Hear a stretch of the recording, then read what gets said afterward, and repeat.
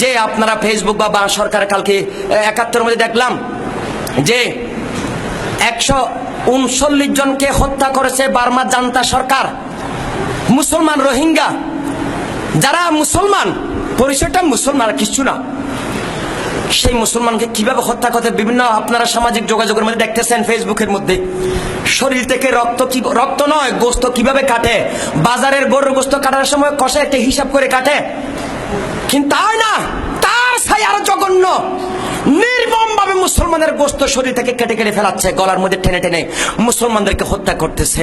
পেয়ারা হাজিরিন, আমি একজন মসজিদের ইমাম হিসেবে শুধু এতটুকু বলতে চাই, ইমানদার আমাদের ইমানের তাগিদে আমরা এই আগারগাঁওবাসী পক্ষ থেকে আমরা এই ঘটনার জন্য নিন্দা জানাই, কোপ জান্তা সরকারকে জানাতে চাই, তোমার সরকারের সীমা কয়দিন থাকবে এতটুকুন জেনে রাখো, যে অপেক্ষা করো সেই দিন মেহেদী আল ইসলাম আসতেছে, সারা দুনিয়া মুসলমানদের হাতে আসবে একদিন ইনশাআল্লাহ।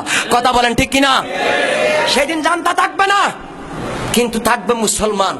আজকে মুসলমানের গায়ে এইভাবে অন্যায় করেছে না পাপ করেছে কি জানি না, কিন্তু পেয়ারা হাজিনা আমরা সারা পৃথিবীর আজকে আমি বলতে চাই, আমার দেশের মধ্যে একটা কুকুর মারলো, আমার দেশের কতগুলো সাংবাদিক আছেন আর কতগুলো বিদেশের এজেন্ট এই দেশের টাকা নিয়ে বিদেশে এজেন্ট করে, এজেন্টগিরি করে, তারা বড় করে করে দেখায় মানবাধিকার লঙ্ঘন হলো, এই লঙ্ঘন হলো, এই লঙ্ঘন হলো। আর বিবিসি দালাল সে আর CNN দালাল গুলো আমাদের সামান্য হলে বড় করে ফলো করে দেখায়। কিন্তু আজকে বার্মার মধ্যে মুসলমান নির্যাতন হচ্ছে, এইভাবে হত্যা করা হচ্ছে, CNN এর কোনো খবর আছে? কথা বলেন, কোনো খবর আছে? নাই। আমরা নিন্দা জানাই। আমরা আমার দেশের মধ্যে ওই কারণে এই দেশের বিধর্মীদেরকে হত্যা করা তাও উস্কাই দেব না, না কখনো হতে পারে না। আমরা নিন্দা জানাই, সরকারের দায়িত্ব হচ্ছে এদের জন্য, এদের এই বর্মার যে রাষ্ট্রদূতকে ডেকে এনে তাকে তলব নয়, যেই জাতীয় হোক সেই জাতির জান মালের নিরাপত্তা সরকারকে ব্যবস্থা করতে হবে। কথা বলেন ঠিক কিনা? তো যাই হোক পেয়ারা হাজিরিন, বড় নিন্দনীয়, বড়ই খারাপ, মুসলমান ইসলামের মধ্যে একটা কুকুর অন্যায় ভাবে মারবেন, তার অধিকার আপনাকে দেয় নাই, আপনি কিভাবে এই মুসলমান বা অন্য জাতিকে এইভাবে হত্যা করবেন?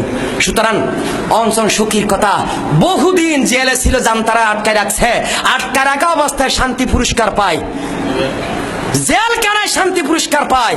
আমার ডক্টর ইউনূসরা শান্তি পুরস্কার নেয়, কিরে দেশে অশান্তি, হ্যাঁ অর্থনীতির মধ্যে পুরস্কার পাওয়া দরকার ছিল, পাইছে শান্তিতে। আজকে যতটা শান্তি হচ্ছে বার্মার মধ্যে, শান্তিওয়ালারা আমেরিকায় ঘুমায়, কোন বিবৃতি আছে? আর বাবা একটু কথা বল, কোন আছে? কেমন শান্তির পুরস্কার পাইয়েছ? শান্তি মানি মানুষ হত্যা করবে, তুই চুপ থাকবি, এই জন্য তোর শান্তি পুরস্কার দিলাম, এটার নাম শান্তি পুরস্কার। পেয়ারা হাজিরিন, ফিলিস্তিনের মানুষ হত্যা হচ্ছে সকাল সন্ধ্যা, সেই মানবতা তারা গেল কোথায় আজকে? কিন্তু বড় করে ফলো করে দেখানো হলো যে ওই সময় দেখালো 5ই মে সরকারে হাজার হাজার মানুষ মেরে কোথায় নিয়ে গেছে, এইটা বড় করে দুনিয়ার মধ্যে ফলো করে দেখানো হলো। এখন তো একটা তুমি খবর দেখাতে পারো না, এই দালালগুলো। কথা বলেন ঠিক কিনা? আমরা শ্রদ্ধার সহিত বলতে সারা দুনিয়ার যে ধর্মের হোক প্রত্যেকের জান মালের নিরাপত্তা আমরা চাই, সুখ শান্তি সমৃদ্ধি। আমি মুসলমান হবেন কিনা সেটা আপনার দায়িত্ব, কিন্তু তারে হত্যা করার, তাকে নিরাপদে রাখার দায়িত্ব আমার, তাকে শান্তির থাকার অধিকার সরকার দিতেই হবে। আল্লাহ পাক সারা পৃথিবীর মধ্যে যেই ধর্মের মানুষ, সংখ্যালঘু হোক অথবা যে জাতীয় হোক, তাদের জান মালের নিরাপত্তার ব্যবস্থা আল্লাহর গায়েবী পক্ষ থেকে হোক, জোরে বলি আমিন। এবং আমরা নিন্দা জানাই, সরকারের একটা নিন্দা জানাবে এই আশা ব্যক্ত করি। সাথে সাথে আমাদের সমাজের মধ্যে যারা কলকাঠি নাড়ায়, আল্লাহ তাদেরকে হেদায়েত নসিব করুন, জোরে বলি আমিন। ওয়া আখিরু দাওয়ানা আলহামদুলিল্লাহি রাব্বিল আলামিন।